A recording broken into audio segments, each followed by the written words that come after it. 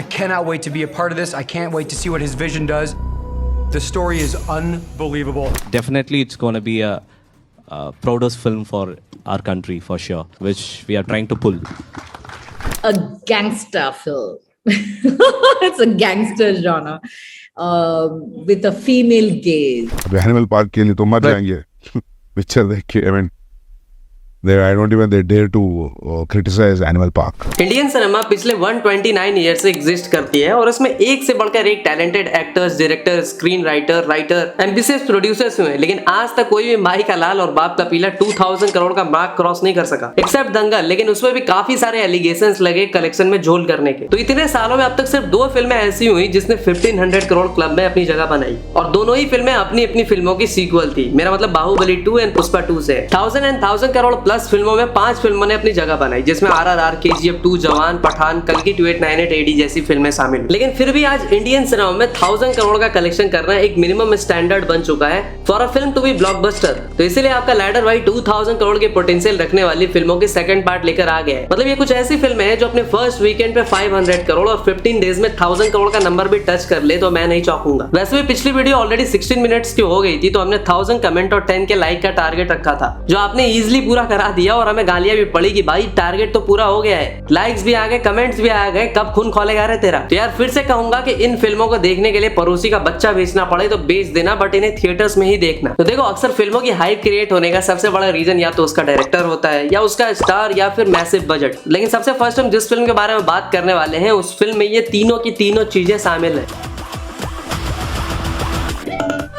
एक तरफ एक ऐसा एक्टर जो 1831 करोड़ की फिल्म देकर बैठा है, दूसरा एक ऐसा डायरेक्टर जो खुद को लास्ट ऑफ द स्टार कहने वाले फॉलिंग स्टार को भी फिर से आसमान में जगमगा दे. ऊपर से अल्लू अर्जुन और एटली दोनों के करियर की सबसे एक्सपेंसिव फिल्म. मतलब बजट इतना जितना अगर कोई फिल्म कलेक्शन कर ले तो उस फिल्म का नाम ऑल टाइम ब्लॉकबस्टर सिनेमा की हिस्ट्री में स्वर्ण अक्षरों में दर्ज कर लिया जाए. मेरा मतलब AA22 AA6 पर 800 करोड़ का स्टैगरिंग मैसिव बजट खर्च किया जा रहा है. अब जैसा कि एक साइंस फिक्शन फिल्म होने वाली है, तो इसमें फैंटेसी एंड थ्रिलिंग के नैरेटिव के साथ टाइम ट्रेवल का कॉन्सेप्ट भी होगा और इसमें पैरेलल यूनिवर्स वाला कॉन्सेप्ट भी ऐड किया जाएगा. अब कई लोग तो ऐसे भी हैं जिन्हें फिल्म का टाइटल ही समझ नहीं आ रहा. सच बताऊं तो मुझे भी समझ नहीं आ रहा था. खैर, A रिप्रेजेंट्स अल्लू अर्जुन, 22 का मतलब अल्लू अर्जुन की 22nd फिल्म, और A6 का मतलब है एटली की 6th फिल्म. अब देखो, अपडेट ऐसी है कि 800 करोड़ के इस मैसिव बजट में से 50% तक VFX एंड विजुअल आर्ट पे खर्चने के लिए सन पिक्चर्स वाले यानी मेकर्स रेडी हैं. इसके लिए Hollywood blockbusters like iron man, black panther, अवतार जैसी फिल्मों में काम कर चुके VFX एंड विजुअल एक्सपर्ट्स को बुलाया जा रहा है. मतलब सिर्फ राजा मौली नहीं लगे पड़े हैं SSMB 29 से इंडियन सिनेमा में VFX, visual art and AI से सारे बाउंड्रीज तोड़ने में, बल्कि एटली एंड अल्लू भी इस फिल्म से दुनिया को दिखा देना चाहते हैं कि वो भी किसी से कम नहीं है. इसलिए फ्यूचर में अगर top global studios like Lola VFX, Iron Head studio,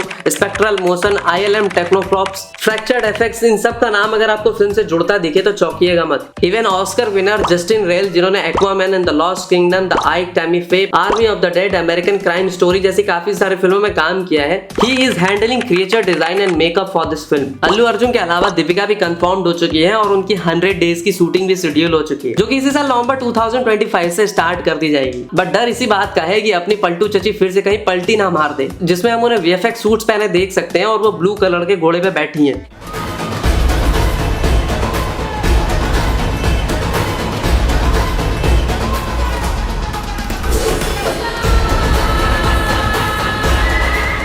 इसी वीडियो में हमें काफी सारे स्केचेस भी देखने को मिल रहे हैं. अब जैसा कि एक VFX अभी फिल्म होगी, तो एटली एक एक्टर से क्या चाहते हैं वो समझाना काफी मुश्किल होगा. ऐसे में ये स्केचेस बनाना एक काफी हेक्टिक काम तो है, लेकिन इसी से तो एक डायरेक्टर का विजन एंड डेडिकेशन दिखता है कि वो अपने काम के लिए कितना पैशनेट है.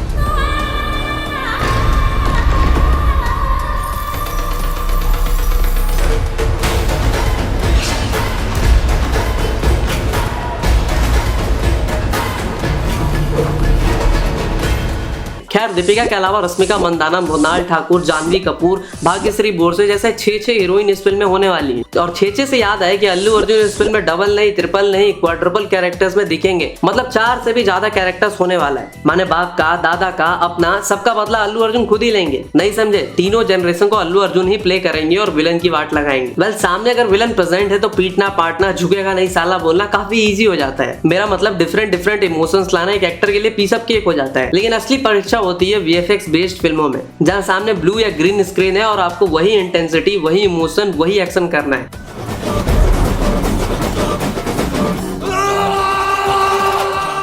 और इसलिए डिफरेंट डिफरेंट कैरेक्टर्स, मेरा मतलब डिफरेंट डिफरेंट अवतार, काफी सारा हार्डवर्क, और इसी हार्डवर्क और पुष्पा 2 की अपार सफलता को देखते हुए अल्लू अर्जुन ने भाई अपनी फीस डोनाल्ड ट्रंप की टैरिफ से भी ज्यादा बढ़ा ली है। सुनने में आ रहा है कि around 175 crore plus 15% profit sharing पे बात बनी है।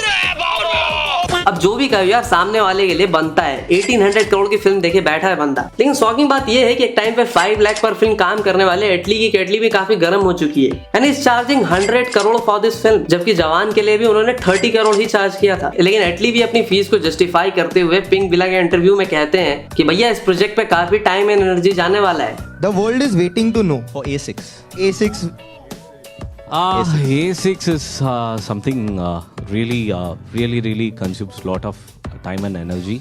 I think we have almost finished the script and we are in the prep stage.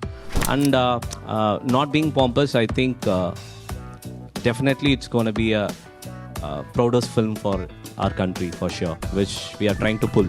SRK को डायरेक्ट करने के बाद लेटली ने खुद कहा था कि वो सलमान खान को भी डायरेक्ट करना चाहेंगे। तो जब पिंक विला के इसी इंटरव्यू में उनसे सलमान खान वाली बात पूछ ली जाती है तो वो डिनाई नहीं करते हैं, लेकिन कहते हैं कि फिल्म के स्टार कास्ट को रिवील नहीं कर सकता, बट स्टार कास्ट काफी शॉकिंग होगी जो ऑडियंस ने आज तक मेरी फिल्मों में नहीं देखा है। अब देखो, मुझे खाने से लेकर घूमने तक कहीं भी डेजर्ट पसंद नहीं है, हमें तो भाई पहाड़ ही रास आते हैं। लेकिन एटली अबू धाबी की सबसे बड़े रेगिस्तान लीवा ओएसिस गए थे फिल्म की शूटिंग लोकेशंस वगैरह डिसाइड करने के लिए, और लीवा रेगिस्तान अपनी खूबसूरती के लिए भाई काफी फेमस है। देखो, इस प्रोजेक्ट को काफी टाइम लेके काफी डिटेलिंग के साथ बनाया जा रहा है, जिससे हॉलीवुड वीएफएक्स बिगीज से भी कम्पीट कर सके। इसलिए इस फिल्म को पोंगल या संक्रांति 2027 तक लाने का प्लान है, बट ये और भी ज्यादा पोस्टपोन हो सकती है, क्योंकि जिस स्केल, विजन एंड पैशन के साथ पूरी कास्ट एंड क्रू मुंह पे टेप साट के इस प्रोजेक्ट पे काम करने में लगे पड़े हैं, सब सही रहा तो पुष्पा 2 से ना सही, इस फिल्म से अल्लू कल्लू के साथ, मेरा मतलब एटली के साथ 2000 करोड़ मार के ही दम लेंगे। हाँ, तो इस पोटेंशियल 2000 करोड़ के लिस्ट में अब हमने जिस फिल्म को रखा है उसमें भी 1-2 नहीं बल्कि 4 हीरोइंस है।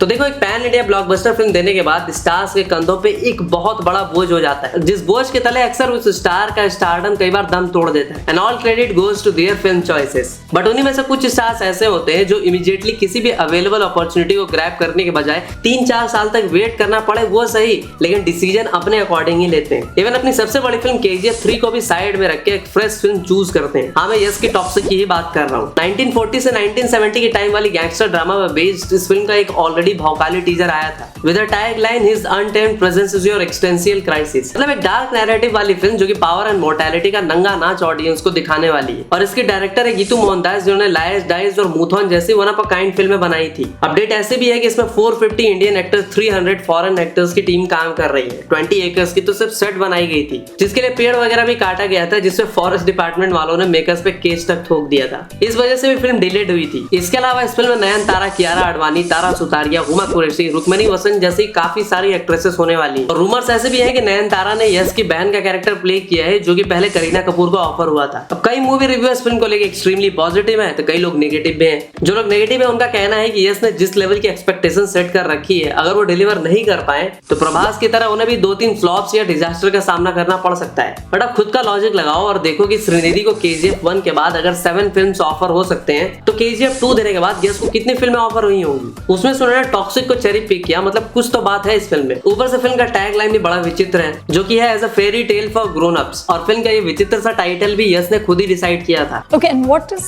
toxic, a fairy tale for adults mean? You know, you have fairy tale for kids. Nobody's making fairy tale for grown-ups. So we just thought we'll make a fairy tale for grown-ups. Who came up with this tagline? I think I came up with that. Yeah. Yeah. The title and tagline both, I felt it was a very relevant thing today. You know, we go through a lot of confusion.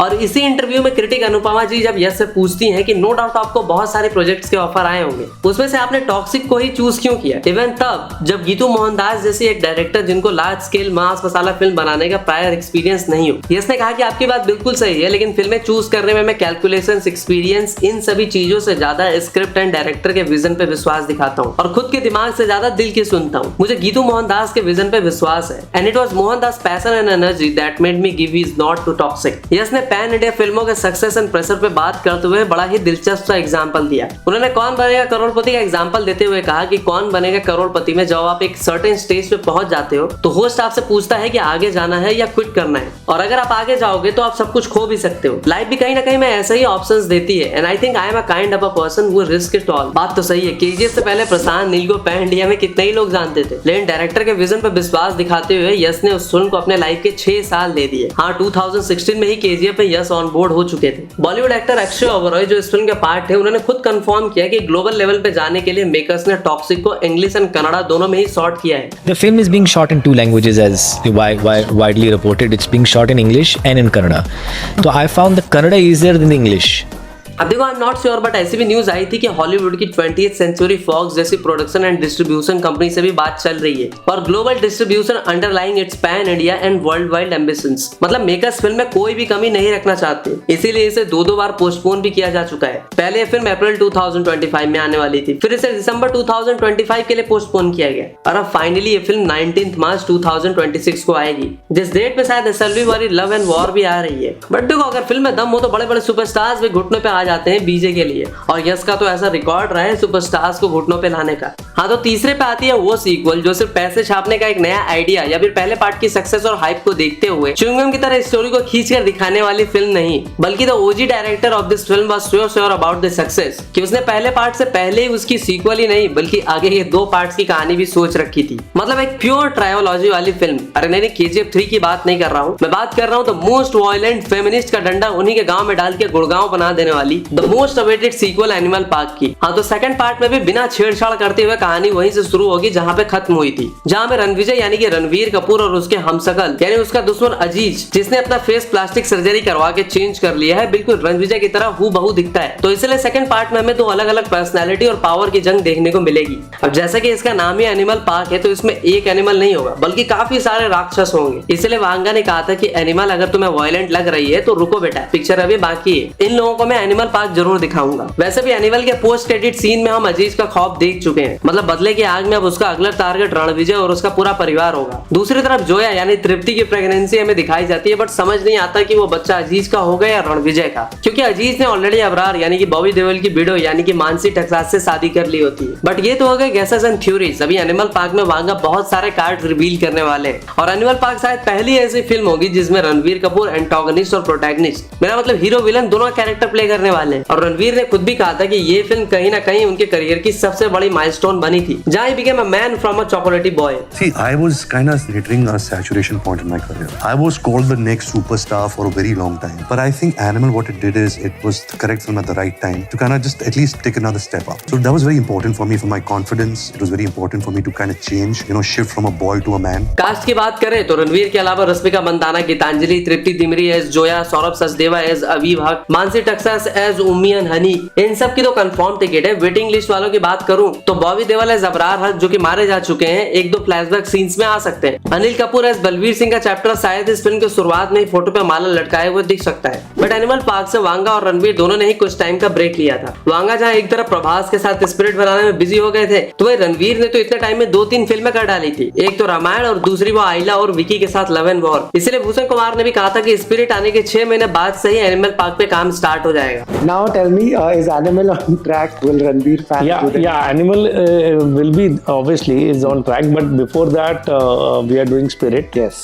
After that it will be 6 months gap and immediately Animal Park. Right. लेकिन लटकने से याद आया कि कहीं ये project लटकती ही ना रह जाए, क्योंकि आपको याद होगा कि मार्को इतनी बड़ी सक्सेसफुल फिल्म थी, लेकिन इसका सीक्वल बनने से पहले ही सेल्ड हो गई क्योंकि ये फिल्म काफी ज्यादा वायलेंट थी और सीबीएफसी यानी कि सेंसर वाले इस फिल्म को ए सर्टिफिकेट देके भी पास करने को रेडी नहीं थे। वैसे में वांगा तो ऑलरेडी काफी बदनाम है। एनिमल के टाइम पे आपने देखा था ना कैसे पॉलिटिशियंस बाकी मुद्दों को छोड़ के इस फिल्म के लिए राज्यसभा से लोकसभा हर जगह हंगामा कर रहे थे। ऐसे में एनिमल पार्क को सेंसर वाले पास भी करेंगे यानी कोई गारंटी नहीं है। यार अभी के लिए रणवीर कपूर ने रिसेंटली ये तो कह दिया है कि एनिमल पार्क की शूटिंग 2027 से स्टार्ट कर दी जाएगी। Animal Park should start in 2027.